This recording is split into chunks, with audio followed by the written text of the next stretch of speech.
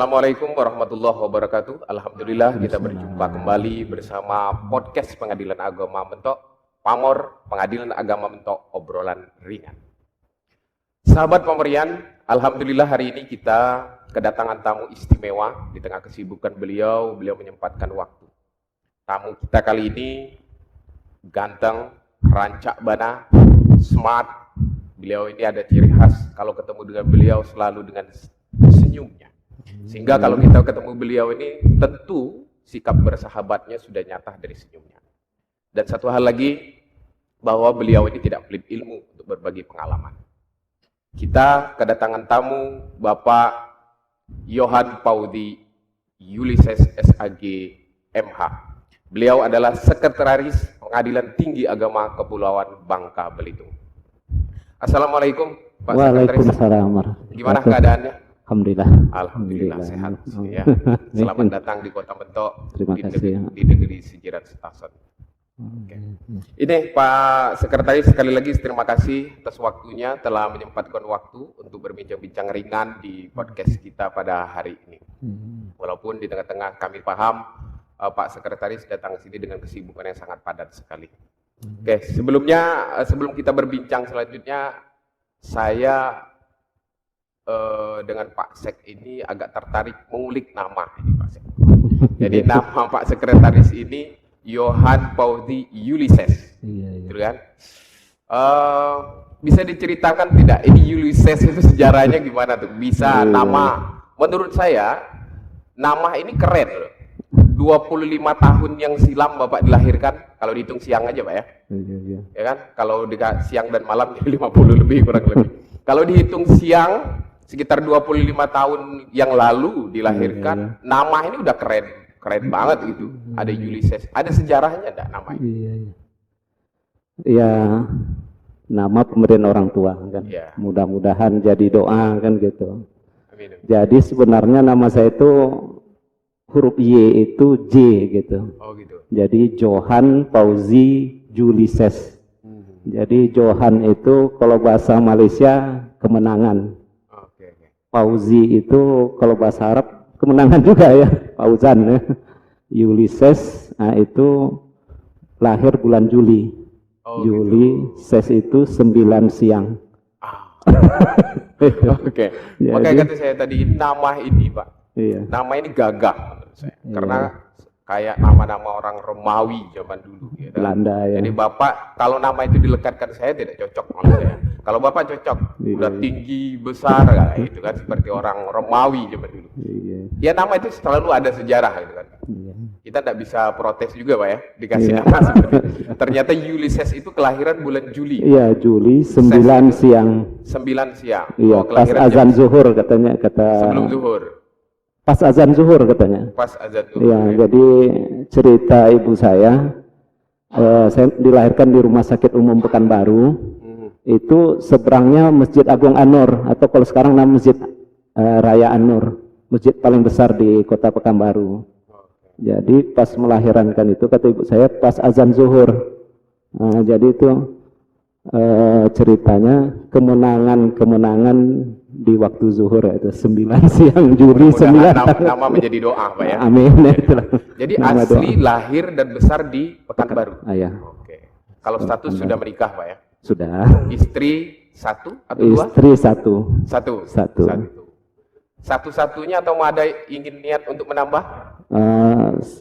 Memang ya kami sama istri itu saling cemburuan. Nggak ada niat untuk menambah ya? Iya, suka cemburuan. Jadi saya bilang sama istri untuk meyakinkan gitu kan. Jangankan kalau istri saya meninggal, saya cari ganti. Oh terbalik ya. Jangankan sekarang beliau masih hidup. Kalau sudah mati pun saya tidak cari ganti. Gitu Pak. Jadi inspirasi kami yang muda-muda ini Pak. Iya.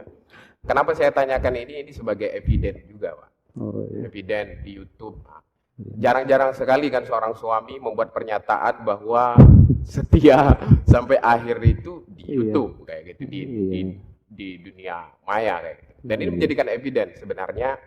Pertanyaan ini sebenarnya pertanyaan titipan Pak. Jadi mana gitu. Jadi udah yakin kan? Udah yakin ibu di rumah bahwa setia sampai akhir. Dan ini menjadi semacam ya pelajaran bagi kami yang muda-muda untuk berguru. Beginilah menata rumah tangga. Oke, kita lanjut ini Pak. Terkait dengan kedatangan Pak Sekretaris juga sebagai, selain dari Sekretaris juga sebagai asesor eksternal ya, dari Pengadilan Tinggi Agama Kepulauan Bangka Belitung, maka topik kita hari ini kita akan bicara masalah terkait dengan APM. Sebenarnya berat Pak, tapi kita coba kita cari tema supaya pembicaraan ini nggak terlalu berat, menjadi ringan. Oke, kita mulai ini Pak Sekretaris. Sebenarnya APM ini makhluk apa ini Pak? Jadi gini, APM ini awalnya berangkat dari tahun 2014. 2014 itu sedang marak-maraknya ISO. Nah itu ISO, seingat saya awal pertama sekali itu ISO di pengadilan itu di Pengadilan Agama Setabat. Yang pertama kali? Iya, 2014 Pengadilan Setabat itu mencanangkan untuk memperoleh sertifikat ISO. ISO 9001-2008 waktu itu. Tapi itu sudah disebut APM atau belum? Belum. Belum. Tapi jadi itu masih itu, iya, jadi itu ISO. Oh, ya, okay. Nah, jadi berkembang karena PA Setabat itu mendapat ISO, ada juga 3 PA itu yang dapat ISO di tahun 2015-2016 itu PA Jakarta termasuk Setabat itu. Jadi oleh Badilak setelah tahun 2015-16 karena keberhasilan ISO PA Setabat itu kan pengakuan standar internasional gitu.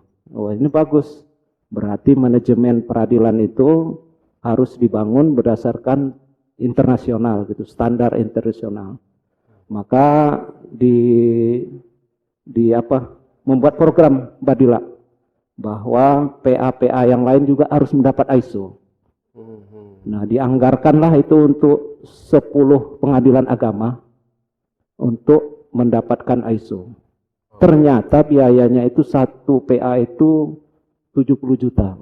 Untuk mendapatkan ISO. Iya, saya dengar tapi ya informasinya tahu PA Setabat itu lebih kurang katanya sekitar 40-an. Karena dia harus pakai konsultan internasional.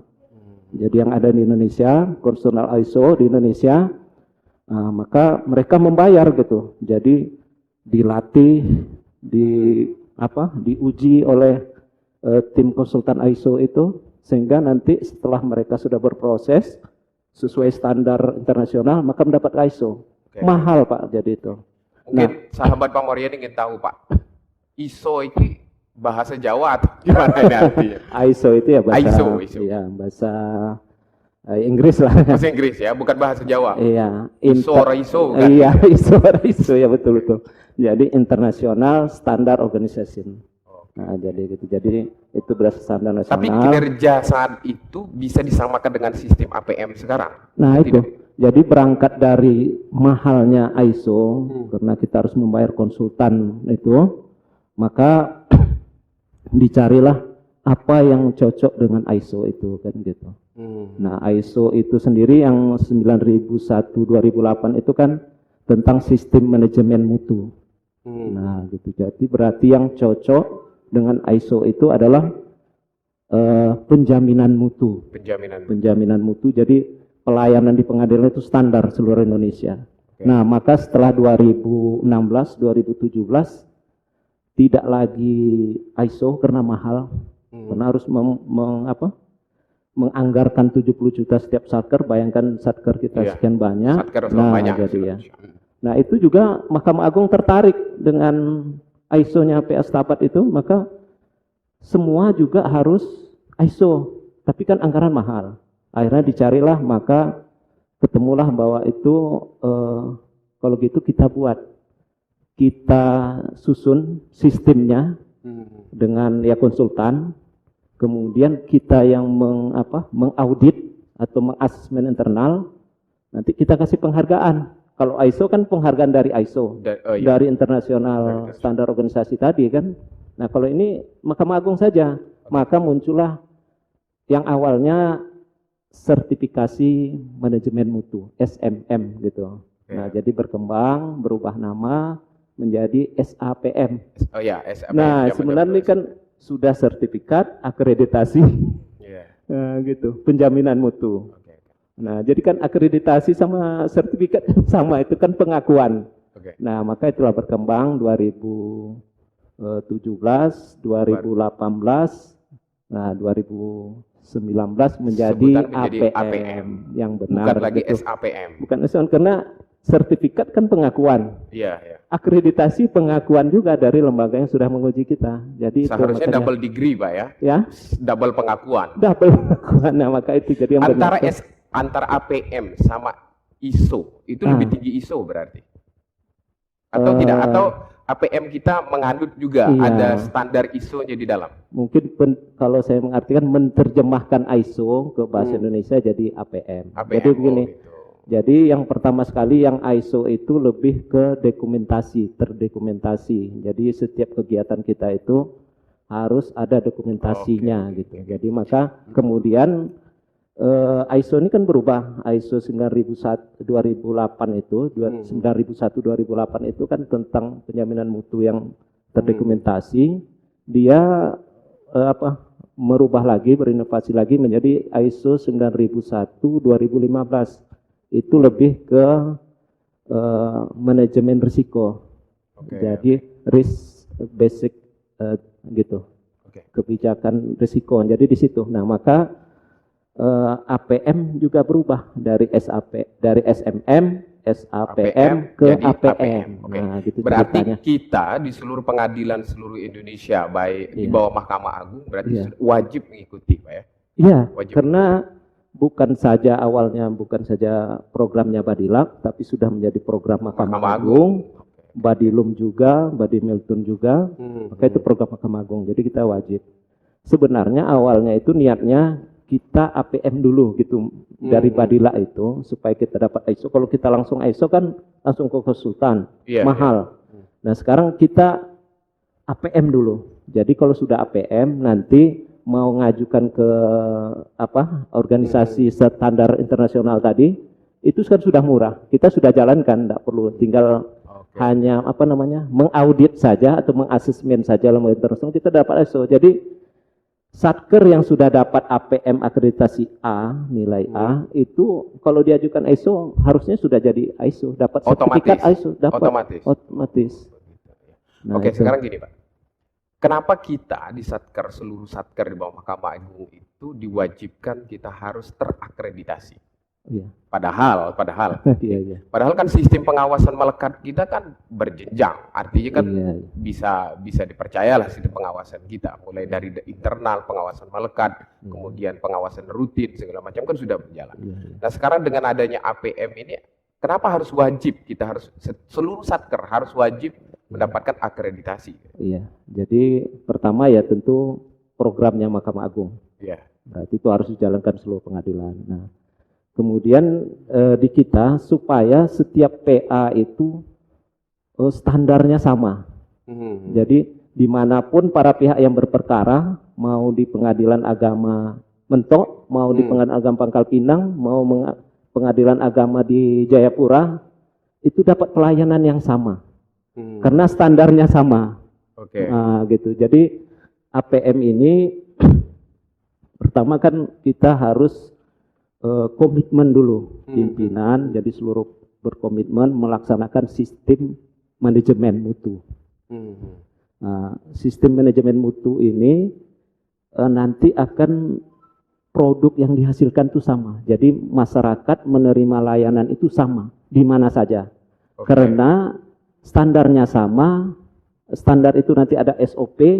Jadi SOP di sini sama di pengadilan agama yang lain sama. Berarti kalau dulu nih sebelum zamannya APM berarti berarti bisa dikatakan bahwa sistem penerimaan perkara segala macam para pencari keadilan berarti ada yang berbeda-beda berarti kalau kayak gitu. Tidak sama maksudnya. Seharusnya sama. Tapi kenyataannya bisa berbeda. Bisa di sini perkara 5 bulan, di sana 10 bulan belum putus, di tempat ada yang lebih cepat, kan tergantung pimpinan. Karena tidak distandarkan gitu, tidak ada SOP-nya.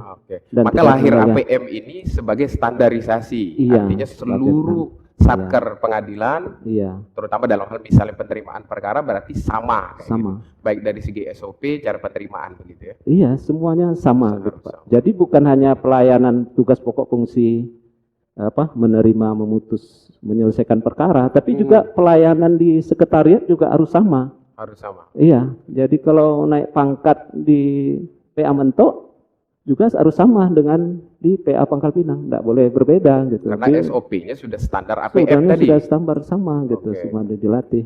Nah, gitu. Berarti kegunaan APM ini sangat penting. Artinya kenapa kita harus sampai diwajibkan seluruh Satker untuk mengikuti Iya. APM. Iya. Oke. Jadi yang fokusnya itu kepada memuaskan pelanggan kita. Nah, pelanggan ini kan ada dua, pelanggan internal dan eksternal. Iya, Kalau di bagian sekretariat, pelanggannya internal. internal. Oke. Iya, Pak Wakil mau naik pangkat, mau terima gaji, itu kan dilayani oleh sekretariat, berarti kan Betul, betul. pelayanan internal. Nah, bagi yang kepaniteraan melayani para pihak Eksternalnya, Pak. eksternal Oke. yang minta informasi, mengajukan perkaranya, mau menerima produk, sama gitu Pak. Jadi itu. Sama Jadi seluruhnya. fokus kepada kepuasan pelanggan. Jadi dengan akreditasi penjaminan mutu ini, maka masyarakat itu merasakan pelayanan yang terpuaskan. Oke. Bahkan kalau kita sudah A excellent, nah excellent ini sudah melampaui harapan pelanggan. Nah, jadi misalnya kita perkara diperkirakan saya dilayani ya tanya jawab, nah gitu kan, kita dilayani dengan baik. Tetapi kalau sudah yang excellent itu begitu masuk itu suasana sejuk, Berbeda gitu. berbeda. Jadi masyarakat image-nya, wah kalau datang ke pengadilan nanti ramai, pengap, tidak disediakan air minum. Tidak Artinya ada dengan fasilitas. APM ini kita meninggalkan cara istilah masa lalu Iya, dengan cara sistem peradilan agama, sistem peradilan yang sudah modern di zaman sekarang Iya. begitu kan Pak ya. iya. Oke gini, ini sebenarnya gini Pak Sekretaris, saya pertanyaan ini terus dalam benak saya. Seandainya gini, Satker tersebut sudah akreditasi A, misalnya gitu kan Pak, sudah akreditasi A. Apakah bisa Satker ini tiba-tiba ketika sudah akreditasi A turun menjadi akreditasi B misalnya kayak gitu? Bisa tak terjadi seperti itu Pak? Iya, seharusnya tetap lanjut A. Seharusnya Tetapi tetap lanjut. ya tetap lanjut. Tapi kalau memang komitmen pimpinan, komitmen aparatur sudah menurun, tidak menerapkan lagi APM itu, ya bisa turun. Karena sistem APM ini juga seperti sistem prinsip manajemen POAK itu, mungkin Iya, iya. Pak Wakil pernah dengar, ada sistem manajemen POAK, planning, organizing, actuating, controlling. Tapi kalau dalam APM disebut PDCA, planning, doing, check, actuating. Artinya sistem ini harus direncanakan. Oke. Nah, gitu Pak. Jadi setiap awal tahun, setelah kita membuat organisasinya, setelah komitmen pimpinan itu direncanakan, nah maka disusunlah Pak. Oke. Semua dokumen-dokumen itu disusun sebagai bahan perencanaan, kemudian dilaksanakan, dilaksanakan. Nah, dilaksanakan ini bisa variasi kan, bisa menurun, bisa semangat, bisa disiplin, maka perlu controlling, cek tadi itu. Nah, controlling ini tahu mana perencanaan yang sudah dilaksanakan, mana kendalanya, kalau tidak terlaksana apa ada kendala, ada hambatan apa, kemudian tindak lanjutnya apa, maka actuating lagi, tindak lanjut. Nah, itu. Gitu. Artinya gitu. APM ini akan terus berjalan Iya. sepanjang tahun dalam artian seperti Iya. itu ya. Dalam artian pola pikir, pola kerja yang memang harus standar Iya. APM terus menerus kayak itu. Iya. Ya itu tadi berarti bisa saja kalau seandainya tadi dibilang oleh Pak Sekretaris komitmen pimpinan itu menurun, Iya. komitmen pegawai juga menurun, bisa saja dari asalnya A bisa saja turun ke B begitu Pak. Bisa ke C, Bisa kan? bisa ke D. Oh gitu. Iya, kalau Berarti memang bisa gawat juga ini kan? iya. Ah, Jadi itu maka harus kesinambungan. Jadi oke, harus. APM ini bukan program tahunan, Oke. tetapi dia sistem cara kita bekerja gitu Pak. Oke. Nah, jadi ketua, wakil ketua, panitra, sekretaris yang punya sebagai pimpinan di pengadilan. Nah, itu harus komitmennya terus-menerus gitu. Jadi ini jangan dianggap ini jadi beban, hanya program seperti kita mengerjakan tugas, bukan. Ya. Dia adalah seremoni tahunan. Iya, bukan, dia sistem kita bekerja gitu Pak kan. Itu tadi prinsip manajemen tadi. Direncanakan, dilaksanakan, dikontrol, kemudian hasil kontrol itu tindak lanjut. Nah, gitu Pak. Nah, gini, Pak Sek. Iya. Terkadang gini. Menjaga ritme. Nah, ini menjaga ritme ini jadi masalah kadang kan. Tadi Pak Sekretaris sudah menyinggung bahwa jangan sampai APM itu hanya sekedar seremoni tahunan. Kan hanya seremoni tahunan, ada surveillance atau program tambahan. Kayak gitu. Bukan. Ini menurut Pak Sekretaris lah itu. Untuk menjaga ritme selain dari kontrol tadi kayak gitu. Apa yang harus dilakukan oleh Satker agar ini selalu terjaga ritmenya kayak gitu. Iya. Jadi ya seperti tadi saya sampaikan ya, prinsip manajemen tadi kita laksanakan. Nah, maka di awal tahun kita melakukan perencanaan. Nah, apa yang mau kita lakukan? Nah, di APM ini karena ISO 9001/2015 berdasarkan manajemen risiko. Nah, maka di awal tahun kita juga memanage risiko kita gitu. Jadi risiko ini kan masalah yang belum terjadi. Kalau yang sudah terjadi itu kan masalah namanya. Tapi kalau belum terjadi itu risiko. Nah, misalnya kayak kita mau tugas kita yang pertama atau di IKU kita itu kan penyelesaian sisa perkara tahun lalu. Nah, itu biasa itu jadi poin pertama itu di IKU kita. Dan itu juga menjadi poin pertama di sasaran mutu. Jadi sasaran kerja kita itu menyelesaikan sisa perkara tahun lalu. Nah, agar penyelesaian sisa perkara ini dapat diselesaikan di tahun ini, tidak ke tahun depan pula menjadi sisa tahun depan. Nah, itu direncanakan, diperkirakan apa yang bisa menyebabkan gitu. Apakah listrik mati ketika mau sidang sehingga terganggu gitu kan, atau sistemnya error. Nah, jadi itu sudah direncanakan Pak, dimitigasi gitu. Siapa penanggung jawabnya, apa yang mau dilakukan. Nah, maka itu, dan Mahkamah Agung juga sudah mengadopsi sistem manajemen risiko itu dengan surat Sekma 475 tahun 2019 tentang manajemen risiko. Nah, itu harus kita identifikasi masalah-masalah apa yang bakal muncul di kegiatan-kegiatan kita, di sasaran mutu kita, di IKU kita gitu. Nah, kalau macam sekretariat kan bukan penyelesaian perkara, tentu mungkin seperti acara ini. Acara ini mungkin ya bisa jadi ini kan pelaksanaan tugas dari supporting unit kan gitu. Walaupun pelaksananya Pak Wakil gitu, Pak Ketua, tapi ini kan intern kita. Nah, ini juga harus di manajemen risikonya. Bagaimana kalau pas sedang kita begini mati lampu? Bagaimana kalau sedang begini tiba-tiba sistemnya rusak gitu. Nah, itu ada mitigasi. Jadi ada planning A, planning B-nya. Kalau ini begini, mitigasinya ini. Siapa yang melakukan? Nah, gitu Pak. Jadi sama juga kalau misalnya kita sedang begini, tiba-tiba terjadi kebakaran. Nah, itu risiko, maka itu harus sudah ada organisasinya. Siapa melakukan apa, sudah dimitigasi. Nah, gitu. Kemudian kayak ini kan sudah dikasih rambu-rambu jalur evakuasi di mana titik kumpul. Nah, itu dari pola manajemen risiko dan itu juga diterapkan di APM. Nah, maka itu dalam APM itu sebenarnya mengadopsi ke ISO 9001 tentang sistem manajemen mutu. Gitu, Pak. Jadi Mas, kami bocoran lah sedikit ya. Bocoran lah sedikit. Bagaimana hasil APM PA Mentok? Kami berharap jangan sampai turunlah dari A sampai ke B kan kayak itu. Kami sudah berusaha. Kira-kira ini bocoran Pak Sek selaku surveillance eksternal.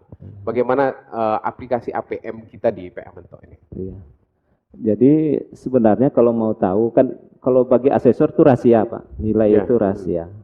Jadi kalau mau tahu itu bisa saja PA Satker ngasih sodor ke SKM ke asesor, apa nilainya, atau lihat wajahnya. Begitu melihat ruangan ini saja, misalnya kemarin itu Pak Ketua termangu-mangu melihat begini, lihat ke ruang ketua begini, lihat ke, kalau sudah ngangguk-ngangguk, Berarti udah pertanda baik ini Pak. jadi itu aja Pak. Jadi kita mau tahu kesuksesan kita APM itu ya di survei itu. Maka ada survei harian, puas tidak puas, cukup puas tidak puas. Kemudian ada survei yang kita setiap triwulan. Nah, kalau nilai kita 90 ke atas, ya berarti APM kita udah bagus Pak. Jadi tidak perlu tanya sama asesornya. Nah, gitu. Jadi kalau Jadi, saya simpulkan ini, kalau kita melihat wajahnya Pak Sekretaris gitu ya, selaku asesor eksternal, bisa jadi ini pertanda baik buat Pengadilan Agama Mentok Pak ya. Alhamdulillah, amin. Alhamdulillah, amin, amin, amin. Amin. Oke, Pak. Aminkan saja. Sahabat Pamorian, jadi banyak sekali kita manfaat ilmu. Jadi kita sudah melihat bagaimana begitu pengalamannya Pak Sekretaris dalam masalah APM.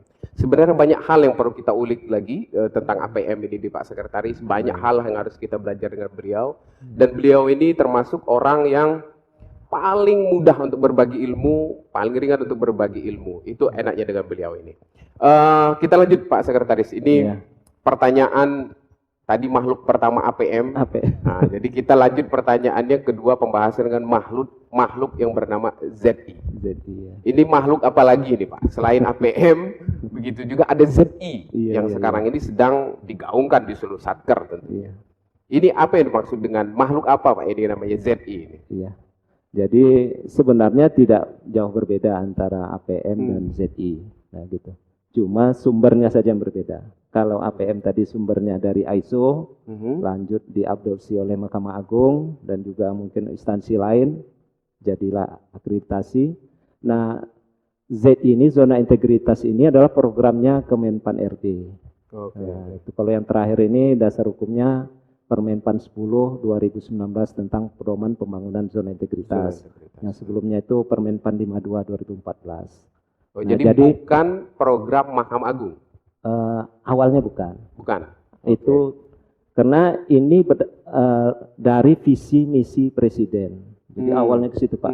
Jadi presiden menerbitkan Perpres 81 tahun 2000 itu Grand Design Pembangunan Reformasi Birokrasi. Nah, jadi gitu. Nah, cuma RB ini, reformasi birokrasi ini itu kepada lembaga. Jadi ada 8 area. Penataan perundang-undangan, penguatan organisasi, nah, barulah manajemen perubahan, penataan tata laksana, manajemen peningkatan manajemen SDM, penguatan akuntabilitas, penguatan pengawasan, penguatan pelayanan publik. Nah, yang 6 ini bagiannya satker-satker, itulah disebut zona integritas. Jadi zona integritas 6 area.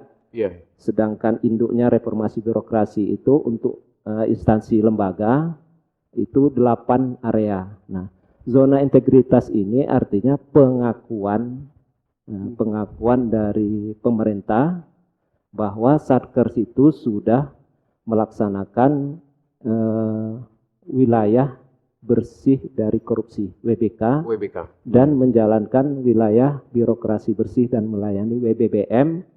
Dalam konteks ini adalah untuk pencegahan korupsi dan pelayanan publik. Jadi gitu intinya. Ini pun harus wajib diikuti berarti? Iya, karena ini program presiden diturunkan sebagai pembantunya Kementerian PAN dan RB, Informasi Birokrasi, dan itu harus dilaksanakan oleh instansi. Karena ya melihat bahwa image dari masyarakat kalau pemerintah itu korup, PNS itu tidak disiplin, gitu. Inginnya dilayani, gitu. Lamban, gitu.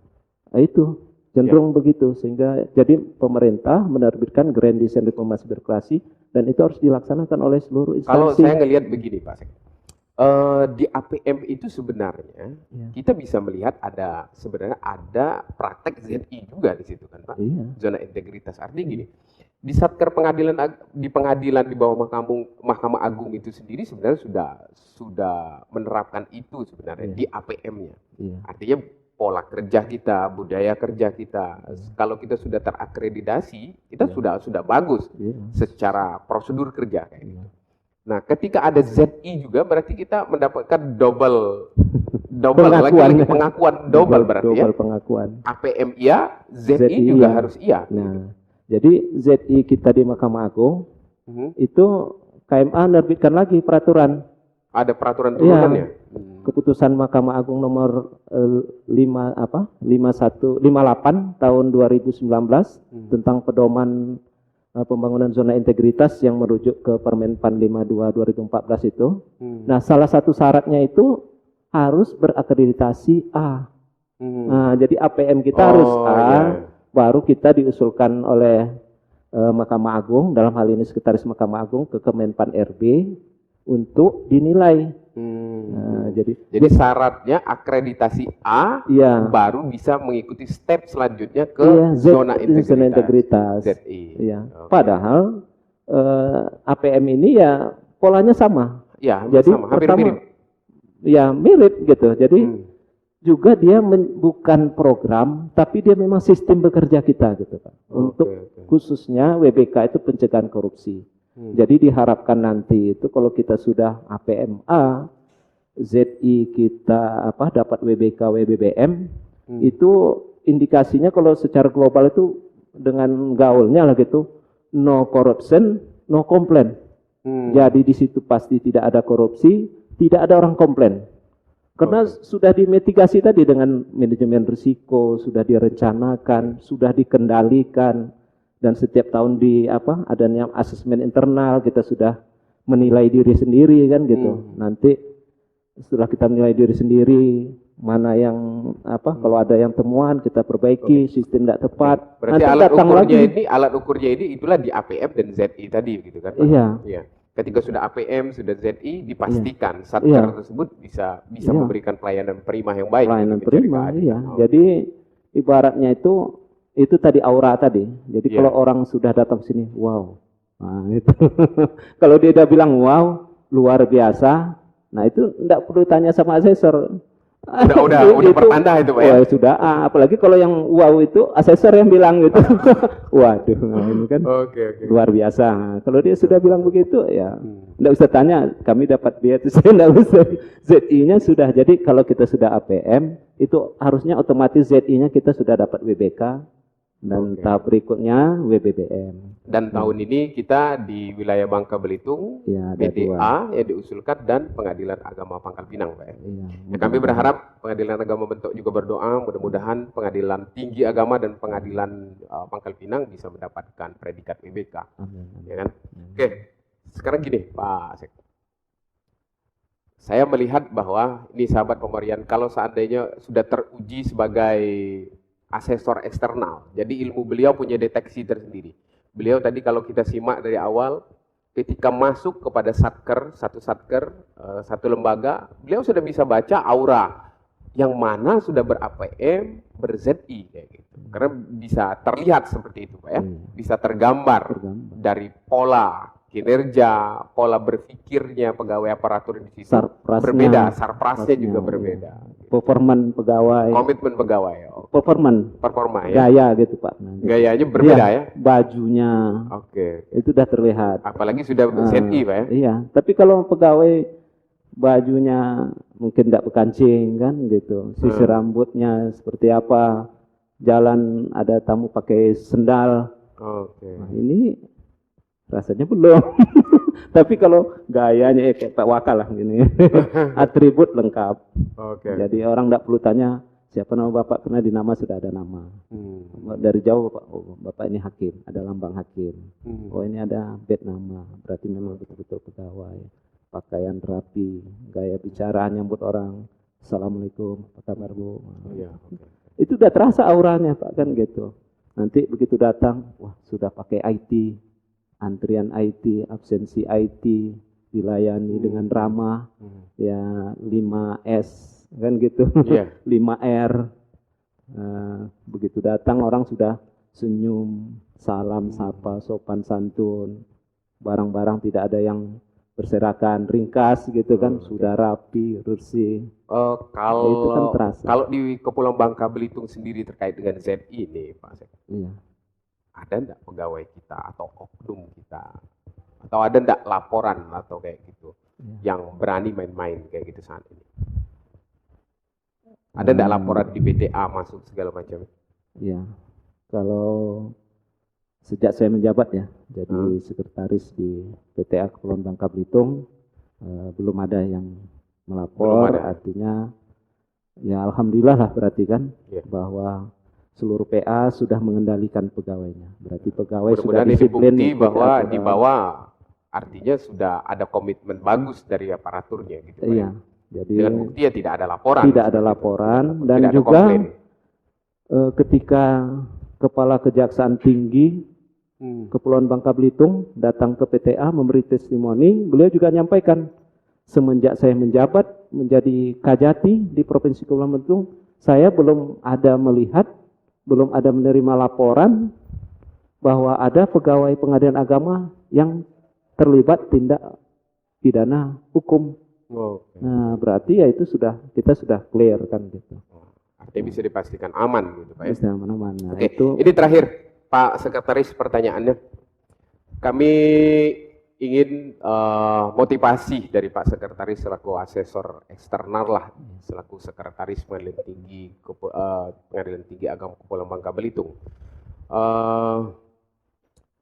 Apa kiat kami lah untuk di Satker tingkat pertama ini, khususnya Pengadilan Agama Mentok, agar tadi ritme APM tetap berjalan dengan baik, kemudian ya insya Allah mudah-mudahan jika kami bisa mempertahankan ini, siapa tahu di tahun depan kami juga bisa diusulkan untuk ikut ZI. Ini kiat apa saja untuk menjalani ini dari Pak Sekretaris? Sama, itu kiatnya seperti kita membangun APM, kita membangunan zona integritas, kiatnya itu. Pertama itu komitmen pimpinan. Jadi sedapat mungkin membangun komitmen ini bermacam-macam.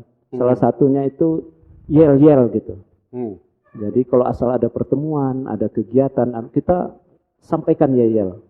Itu supaya ada komitmen bersama. Jadi ya apel, ya mungkin bisa saja yang umum misalnya semangat pagi, luar biasa kan gitu. Walaupun itu sore? Ya, walaupun sore. Kenapa semangat pagi? Kalau pagi itu kan segar. Segar, betul. Ya, bergairah. Kita melayan itu dengan semangat. Tapi kalau sore itu kan sudah badan udah capek, udah lesu. Jadi jarang bilang semangat sore itu. Semangatnya pagi. Semangat pagi. Oke, siap. Jadi itu pertama komitmen. Jadi setiap ada kegiatan, pertemuan rapat, yel-yel gitu. Baik zona integritas maupun APM, yel-yel itu memupukkan komitmen. Kemudian sosialisasikan program kita itu. Sosialisasikan, kemudian perbaharui organisasi tadi itu. Perbaharui organisasi, komitmen, perbaharui organisasi, kita buat surat keputusan tim pembangunan APM, tim pembangunan zona integritas, kemudian itu rencanakan kan tadi itu planning, buat perencanaannya, buat manajemen risikonya, yang mau kita capai tahun ini apa, yang tahun lalu evaluasi apa. Nah itu kita rencanakan, semuanya terlibat, harus terlibat semua gitu Pak. Jadi merencanakan itu tim ya semacam ad hoc ya, komisi-komisi, ya area 1, area 2 nyusun programnya, nanti diplenokan jadi itu program sama, kita komitmen bersama. Kemudian menjadi syarat itu penandatangan fakta integritas. Nah, bahwa kita harus melaksanakan fakta integritas itu. Kan itu isinya APM, isinya apa di fakta integritas itu. Tidak melakukan, tidak menyalahgunakan, apabila ada kami melapor, nah kan gitu. Nah, punya hubungan yang baik di dalam maupun di dalam kantor kan itu ucapannya itu. Menjaga. Nah, setelah kita rencanakan itu kita laksanakan Pak. Jadi gitu. Program-program di area 1, area 2, sama juga di APM juga gitu. Area 1 leadership apa, fokus kepada pelanggan apa, customer fokus kan gitu, strategic planning, sakitnya. Jadi di awal tahun itu kita perbarui SK-SK, kita rencanakan, kemudian kita mau tahu tanggapan masyarakat kayak kita apa? Kita lakukan survei di Januari itu Pak. Jadi Januari itu kita survei, di situ kita tahu kalau ada yang rendah di sisi mana, apakah pelayanan kurang senyum, kurang ramah, lambat, kan gitu kan ketahuan itu dari survei itu. Apa pakai biaya gitu kan, ada belangko survei yang 9 itu SKM, ditambah lagi persepsi korupsi, apakah berbayar, apakah karena minta dibayar kan gitu. Nah kita tahu, nah situ kita mitigasi. Nah apa ini siklus APM itu harus sebenarnya kalau setiap hari harus kita lakukan gitu Pak. Jadi pagi hari kita briefing, merencanakan ini siang ini kita mau lakukan apa, nanti sorenya harusnya kita controlling, kita rapat lagi gitu. Ya paling tidak rapat sekali seminggu lah gitu. Rapat sekali seminggu. Monitoring ya Pak ya? Nah itu monitoring, atau kalau di APM itu rapat tinjauan manajemen, kalau di apa rapat monef ya. Evaluasi, kita rencanakan apa yang sasaran mutu kita sudah terlaksana belum kan gitu. Nah itu kan monitoring sasaran mutu kalau di APM kan. Nanti monitoring risk register, manajemen risiko juga apa yang terjadi. Nah itu dimonitoring dan kita tulis. Jadi APM itu yang awal SMM itu catat apa yang kamu kerjakan, kerjakan apa yang kamu catat. Jadi apa yang direncanakan harus laksanakan. Nah, gitu. Jadi itu kemudian di apa? Kita laksanakan, misalnya ada peraturan baru. Nah, APMZ ini kita juga patuh kepada peraturan perundangan. Apa peraturan baru kita sosialisasikan. Nah, gitu. Jadi tidak sekali Pak, misalnya tahun 2012 kami sudah pernah apa sosialisasi gratifikasi, tahun ini enggak lagi lah gitu. Tidak Pak, pokoknya setiap saat. Jadi 5R 5S itu setiap saat sampaikan kepada petugas BTSP kita yang terdepan. Senyum, sapa, salam, sopan santun itu harus diingatkan. RTM juga berarti bisa continue berarti Pak ya? Bisa gitu Pak. Maksudnya ada perubahan-perubahan dokumen, ada hasil apa itu kita rapatkan, rapat tinjauan manajemen. Nah itu, jadi kita, ada berubah, berarti kita catat. Ada peraturan baru, kita sosialisasikan, kita masuk ke daftar induk dokumen acuan. Kita terus gitu. Oh ini sudah tidak apalagi. Jadi sehingga kadang gini, apa kita lihat di dokumen itu baik APM apa itu membuat SK itu kadang karena dokumen apa daftar induk dokumen acuan itu tidak dibuat, sehingga kadang ada peraturan yang sudah lama masih tercantum menjadi konsideran yang baru belum masuk. Yang baru belum masuk. Berarti kan kalau asesor membaca itu seolah-olah ini berarti belum tahu peraturan yang baru. Belum tahu bahwa peraturan yang ini sudah dihapuskan. Nah, berarti ini belum ada sosialisasi peraturan. Nah, jadi setiap ada peraturan baru sosialisasikan, terapkan. Begitu juga benturan kepentingan. Karena setiap saat, apalagi yang di bagian sekretariat ini cepat sekali Pak itu. Apalagi peraturan Menteri Keuangan, PMK ini tentang ini, PMK ini, sudah berubah. Nah, sudah berubah, jangan gitu. Kita sudah tahu, kita sudah laksanakan. Jadi kita tertib melakukan peraturan perundang-undangan, tertib administrasi kita. Jadi kita tidak menyalahkan kewenangan. Jadi insya Allah kalau asesor datang, BPK datang, kita sudah siap. Sudah siap, karena kita sudah melakukan sesuai peraturan perundang-undangan. Oke, terima kasih Pak Sekretaris. Ini perbincangan yang sangat menarik sekali, banyak ilmu yang kita dapatkan. Sahabat Pamorian, tadi kita sudah sama-sama menyimak bagaimana kita bincang-bincang bersama Pak Sekretaris Pengadilan Tinggi Agama Kepulauan Bangka Belitung. Kita sudah banyak sekali ilmu-ilmu yang dibicarakan oleh beliau, pengalaman yang dibicarakan oleh beliau, ini menjadi pedoman bagi kita semua untuk menjalani supaya Satker ini tetap memberikan pelayanan prima terbaik. Intinya, dari apa yang kita bicarakan tadi adalah, APM dan ZI ini adalah salah satu sarana untuk sebagai pola perubahan kerja kita. Sebelum saya menutup bincang-bincang podcast kita pada hari ini, saya ingin menyampaikan ada ungkapan. Jika seandainya Anda diberikan waktu 24 jam ke depan, hanya hari ini saja, apa yang Anda akan lakukan untuk merubah kehidupan Anda di 24 jam ke depan? Sadarilah, jika kita hanya memiliki 24 jam waktu tersebut, maka apa yang harus kita lakukan? Kadangkala, kita kurang menyadari betapa pentingnya waktu 24 jam yang kita miliki hari ini. Siapapun dia, siapapun orangnya, dimanapun dia berada, sesungguhnya kita memiliki waktu yang sama. Waktu tersebut kita miliki lebih kurang 24 jam. Pertanyaannya, seberapa banyak orang yang mengalami sukses yang luar biasa? Kita mungkin berada di titik ini. Kita kadangkala kurang menyadari betapa pentingnya mengoptimalkan waktu 24 jam tersebut. Jawabannya, karena kita tidak mengoptimalkan, tidak bekerja semaksimal mungkin. Bayangkan, jika Anda ingin sehat, tetapi Anda tidak memasukkan 24 jam Anda untuk olahraga. Pertanyaannya, bisakah Anda sehat? Bisakah Anda memiliki badan yang bagus? Jawabannya tentu tidak mungkin. Begitu juga, jika Anda ingin menjadi sukses, tetapi Anda tidak memasukkan di 24 jam Anda hari ini, bekerja dengan baik, bekerja dengan optimal, pertanyaannya, bisa sukses ke Anda? Jawabannya, saya katakan, kemungkinan tidak akan terjadi. Begitu juga kalau seandainya Anda berpikir bahwa Anda ingin menjadi orang yang pintar, berilmu, tetapi Anda tidak memasukkan program di 24 jam Anda untuk membaca buku. Pertanyaannya, bisakah Anda memiliki wawasan yang luas? Jawabannya, tentu tidak mungkin. Oleh karena itu, sahabat Pamorian, khususnya aparatur pengadilan agama, bahwa perubahan itu harus dilaksanakan. Perubahan itu suatu keniscayaan.